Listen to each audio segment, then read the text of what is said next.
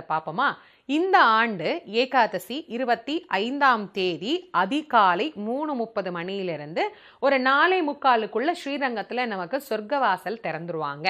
இதுதான் நமக்கு ஆரம்பிக்கின்ற நேரம். அதனால முதல் நாளே நம்ம என்ன பண்ணணும், தசமி அன்னைக்கே மதிய உணவோட நிறுத்திக்கிட்டு இரவு என்ன பண்ணலாம், பழங்களா நாம எடுத்துக்கலாம். நிறைய திட உணவாக இல்லாது பழம் பால் அந்த மாதிரி எடுத்துக்கிட்டு அதிகாலையில நமக்கு திறக்கக்கூடிய வைகுந்த வாசலை அந்த பெருமாளை நாம தரிசனம் பண்ணிட்டு, முதல்ல நம்மாழ்வாருக்காகத்தான் பெருமாள் அந்த திருக்காட்சியே தந்து அருளுவார். அவர் திருக்கதவை திறந்த உடனே முதல்ல யாரை பார்ப்பார்னா ஆழ்வாரைத்தான் பார்ப்பார். ஆழ்வாருக்காகத்தானே இந்த விழாவே வந்தது.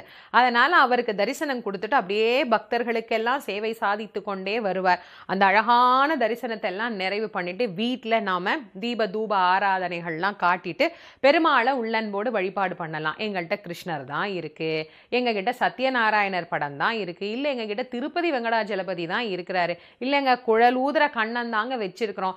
எதுவா இருந்தாலும் பரவாயில்ல, அன்னைக்கு ஒரு துளசி வைங்க, சுவாமிக்கு துளசி தீர்த்தம் வைங்க, ஒரு கல்கண்டோ வாழைப்பழமோ ஏதோ ஒரு பொருள் சுவாமிக்கு நைவேத்தியம் வச்சுட்டு அதோட விட்டு.